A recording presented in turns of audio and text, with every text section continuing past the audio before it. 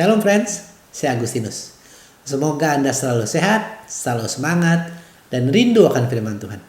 Pada kali ini kita akan membahas pertemuan pertama APP, yaitu persaudaraan kita di tengah keluarga.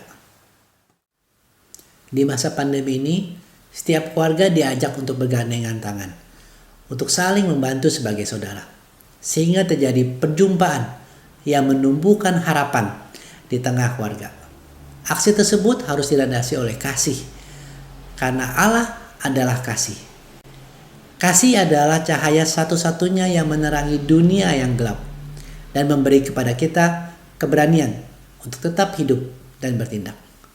Mari kita membaca bacaan untuk pertemuan pertama APP ini.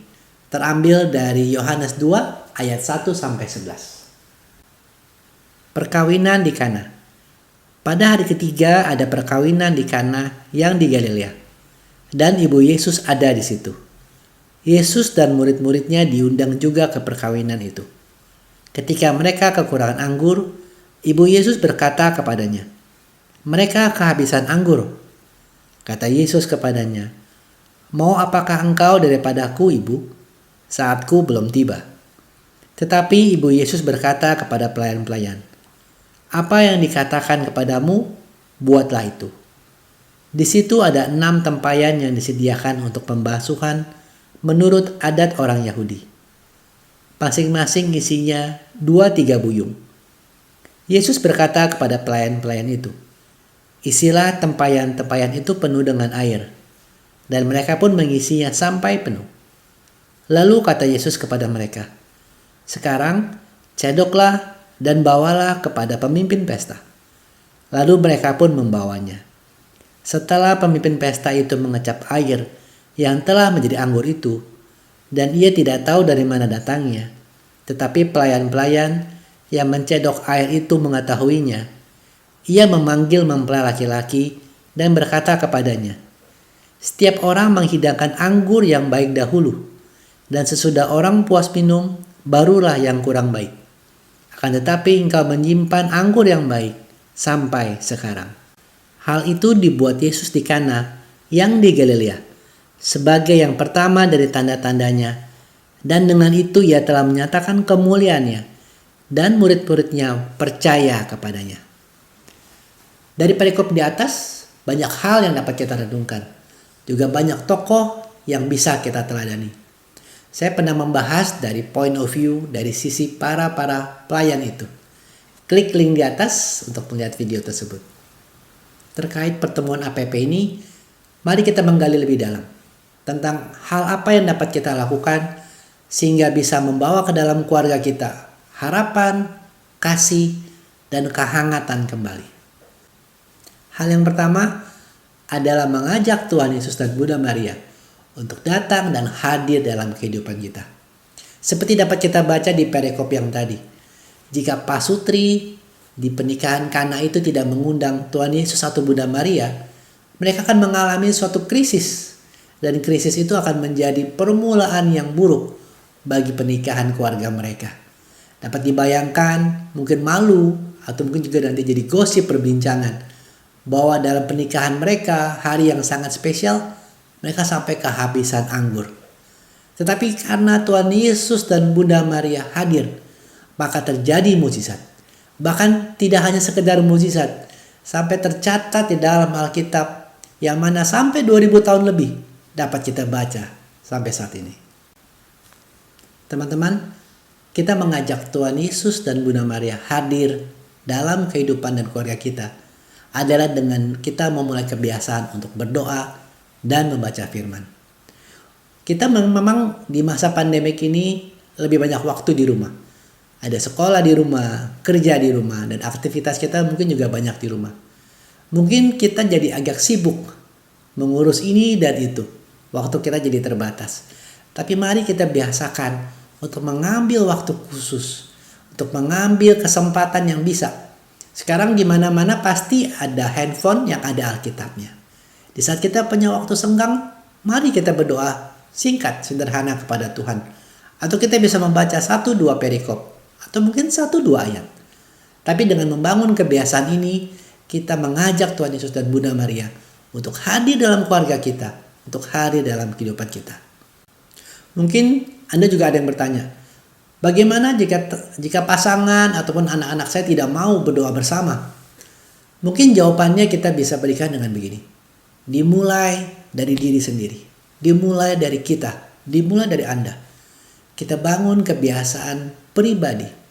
Saat kita memulai, maka Tuhan akan melanjutkan.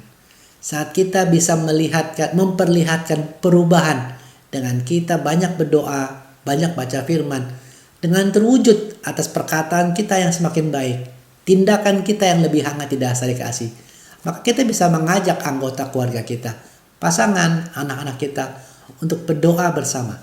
Karena mereka bisa melihat perubahan itu. Mereka bisa mencicipi kehangatan atau kasih karena kita mengajak Tuhan Yesus dan Bunda Maria. Tidak terlupa juga di saat seperti ini kita bisa menggunakan komunikasi virtual. Mungkin Anda sudah familiar dengan banyak metode-metode seperti Zoom, MS Teams, ataupun juga WA Call, WA Video Call.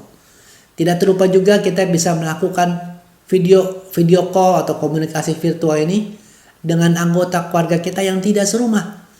Mungkin dengan papa mama kita, atau dengan mertua, atau mungkin juga anak-anak kita yang mungkin di luar rumah, sedang kos atau sedang kuliah di luar negeri.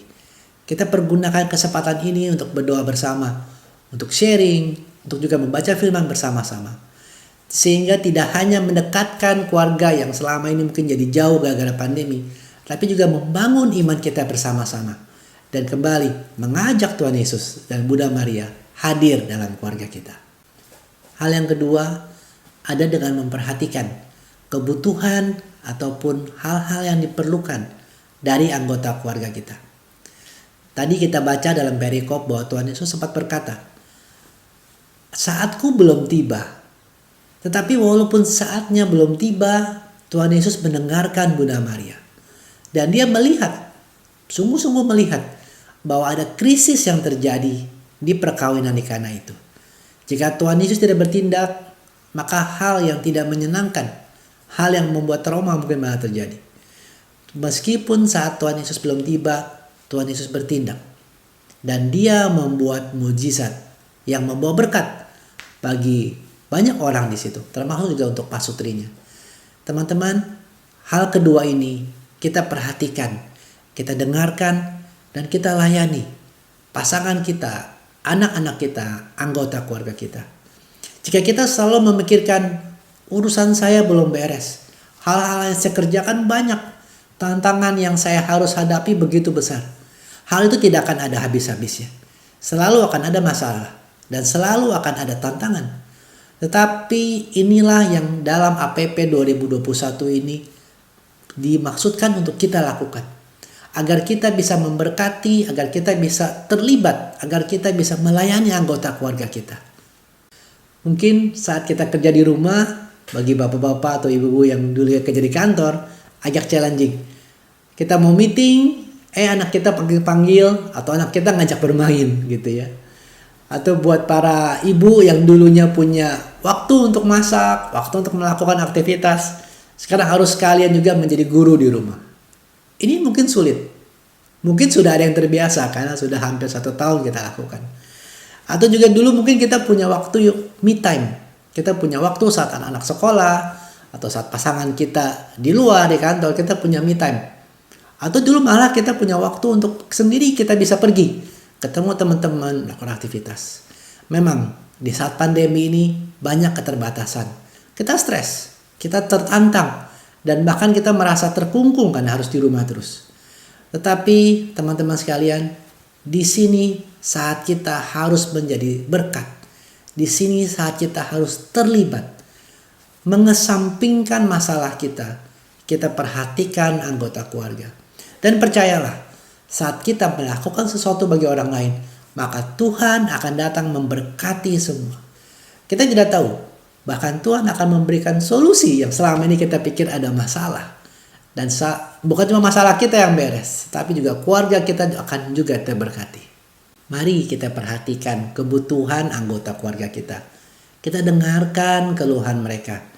Kita semangati dan ajak mereka berpengharapan kepada Kristus. Ingatkan mereka dan juga diri kita sendiri bahwa kita tidak sendirian. Kita adalah keluarga, satu sama lain yang bisa saling membantu, menguatkan, dan juga menemani dalam menjalani tantangan-tantangan selama masa pandemi ini. Sebagai penutup, ingatlah selalu bahwa persaudaraan dalam keluarga sangat perlu dilandasi oleh kasih. Kasih yang dari Allah sendiri. Saya bacakan dari 1 Korintus bab 13 ayat 4-7. Kasih itu sabar. Kasih itu murah hati. Ia tidak cemburu. Ia tidak memegahkan diri dan tidak sombong. Ia tidak melakukan yang tidak sopan dan tidak mencari keuntungan diri sendiri. Ia tidak pemarah dan tidak menyimpan kesalahan orang lain. Ia tidak bersukacita karena ketidakadilan, tetapi karena kebenaran. Ia menutupi segala sesuatu, percaya segala sesuatu, mengharapkan segala sesuatu, sabar menanggung segala sesuatu. Mari kita membangun persaudaraan di dalam keluarga kita dengan semakin mengasihi, semakin terlibat, dan semakin menjadi berkat. Kasih karunia Tuhan Yesus Kristus menyertai Anda sekalian. Amin.